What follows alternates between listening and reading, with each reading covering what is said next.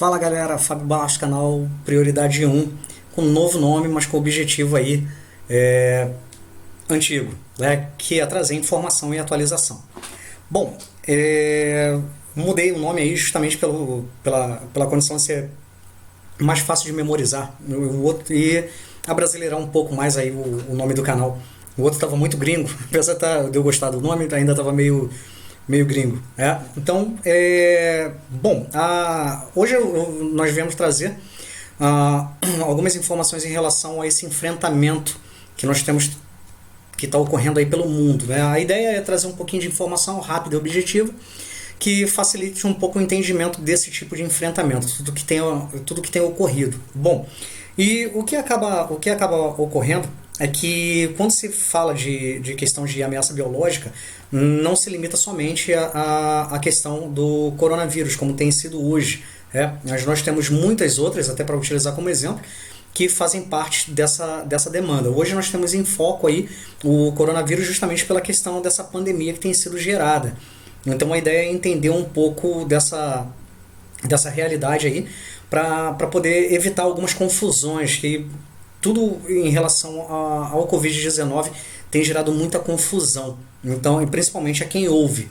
Então é legal essas informações, até para poder clarear um pouquinho do que está ocorrendo, né, do que vem a ser ele. Aí, beleza, vamos lá. Essa imagem aí todo mundo está cansado de ver em relação à televisão, né? É muito disseminada, e é uma imagem aí que foi ilustrada justamente para poder dar o aspecto de como se apresenta o vírus do Covid. Bom, pessoal, o que a gente precisa entender de cara é o seguinte: o coronavírus ele não é uma novidade, ele já tem a sua existência, ele já tem um histórico dentro dos estudos científicos, né, médicos, ele já tem esse reconhecimento. O que tem modificado muito, o que tem sido diferente para nós, é que ele é chamado de novo coronavírus. E o que eu quero dizer com isso?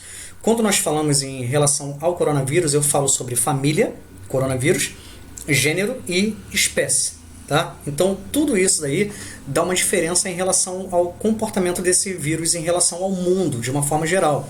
Como eu falei, ele já tem o seu histórico antigo, ele já é conhecido, só que o tempo passa, existem mutações, existem formas de adaptações, e o vírus ele acaba se transformando e modificando até mesmo, se tornando uma nova espécie, ou sendo criada uma nova espécie. O que acaba acontecendo é o seguinte: a família, quando nós falamos família coronavírus, certo?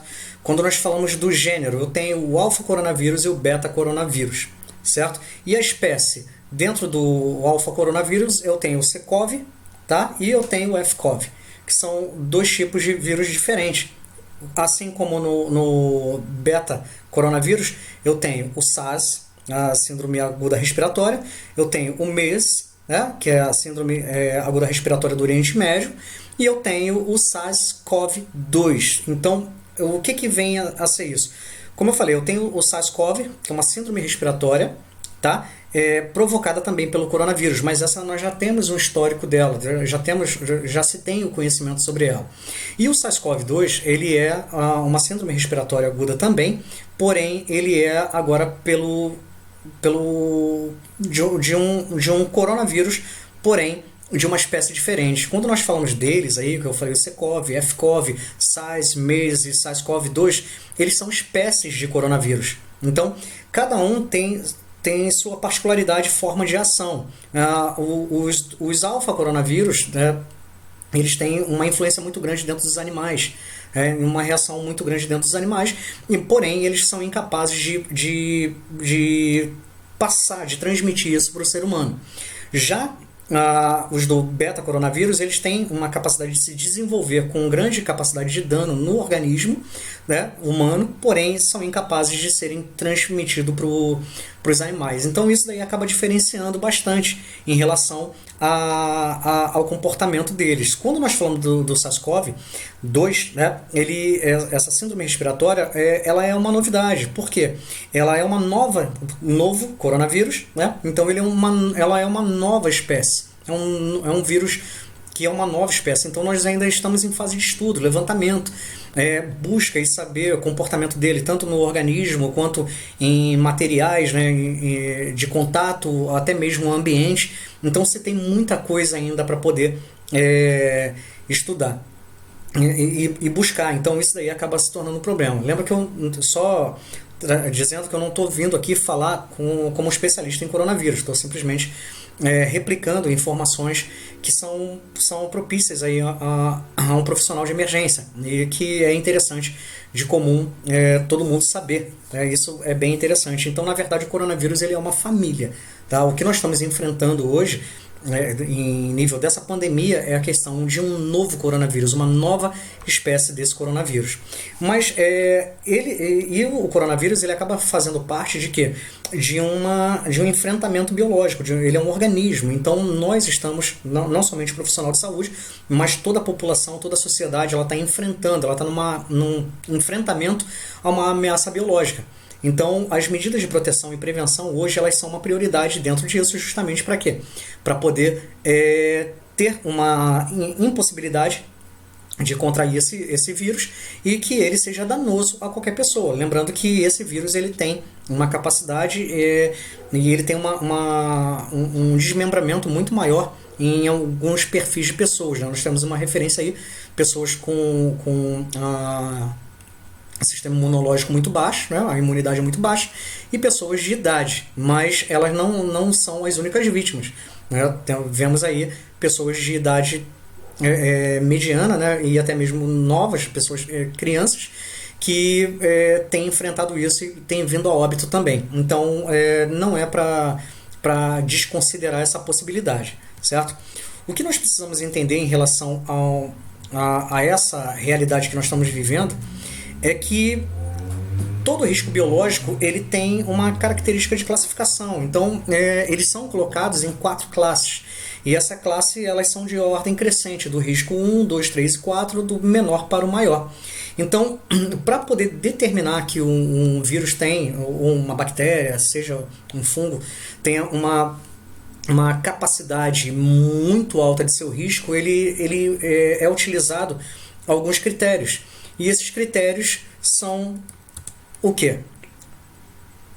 Primeiro, a questão da patogenicidade dele.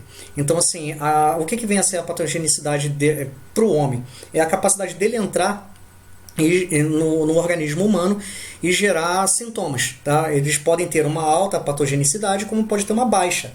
Mas só o fato dele gerar uma resposta do organismo para aquele patógeno, isso daí já é considerado um certo problema, tá? Nem tudo que vai entrar no teu corpo ele vai ter uma resposta, mas quanto mais alto, maior o nível de risco dessa substância, certo? Desse organismo. A virulência ela é a capacidade de levar essa pessoa a óbito ou até mesmo de gerar uma degradação de saúde daquela pessoa. Então, hoje nós temos observado bastante isso daí também, que existem organismos, né, existem patógenos que eles têm uma alta virulência, ou seja, uma alta capacidade de gerar uma degradação de saúde a ponto de levar a pessoa a óbito, e outros que têm uma baixa capacidade. Então, a virulência também é um dos critérios utilizados para poder classificar esse material em fatores de risco alto ou baixo, né? Disponibilidade de medidas de profilaxia eficaz, ou seja, hoje em relação ao coronavírus, né, ao Covid-19, nós não temos uma medida de profilaxia eficaz. Inclusive, nós temos até alguns estudos, né, tem se colocado bastante na mídia aí, o uso da cloroquina, anticoagulante, como medida de tratamento e alguns colocado como medida de profilaxia. Só que pode-se dizer que ela é eficaz, né, onde entra a questão da relutância. Não se tem uma certeza tão grande da eficácia dessa substância. Por isso a questão desse embate, dentro da mídia e do sistema de saúde hoje. Da mesma forma, eu tenho a questão do que tem sido o maior problema, que é o quê? A forma de transmissão. Então, quanto mais fácil a forma de transmissão desse patógeno, maior o nível de risco dele. E hoje você consegue ver que a forma de transmissão do Covid ela é muito potencializada. Então ele é altamente transmissível e é muito fácil de conseguir pegar ele. Então isso daí acaba sendo um dos problemas em maior potencial. E da mesma forma nós ainda temos a questão da disponibilidade de tratamento. Então, o que de tratamento é eficaz? O que acaba colocando isso? Essa disponibilidade de tratamento eficaz. Nós não temos ainda também. Da mesma forma, como eu falei em relação às medidas de profilaxia, como posso dar um exemplo em relação às vacinas de sarampo, dentre outros, a questão da disponibilidade de tratamento com algumas medicações também, elas ainda acabam sendo um pouco recriminadas, justamente por não se ter uma comprovação em relação à eficácia desses medicamentos. Então, a dificuldade de um tratamento eficaz acaba colocando esses patógenos em alto teor de risco. E, por último, a questão da endemicidade. O que quer dizer isso? A questão de como aquilo dali vai gerar uma característica de uma epidemia ou uma pandemia em regiões. Então, como aquilo dali vai se manifestar e se comportar em algumas regiões. Hoje, até tempos atrás, não poderíamos colocar como uma epidemia de dengue. Então, isso daí seria um exemplo sobre a endemicidade.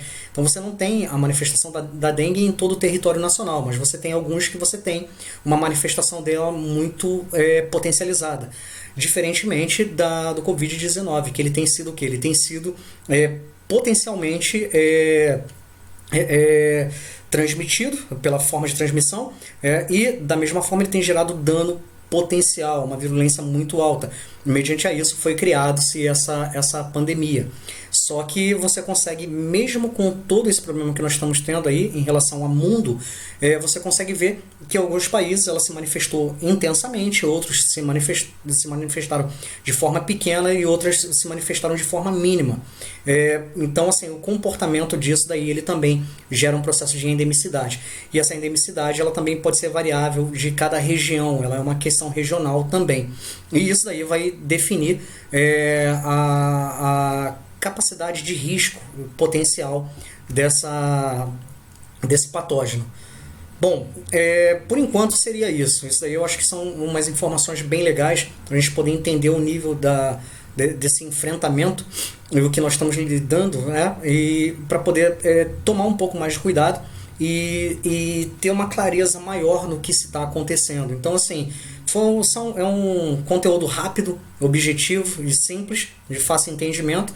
E logo nós vamos vir mais aí com mais informação para vocês, beleza? Espero que tenha gostado. Se gostaram aí, dê um joinha aí, divulga aí o canal aí com seus amigos e logo vamos ter mais informações aí sobre diversos temas relacionados, lógico, à emergência, beleza? Forte abraço a todos aí e obrigado aí.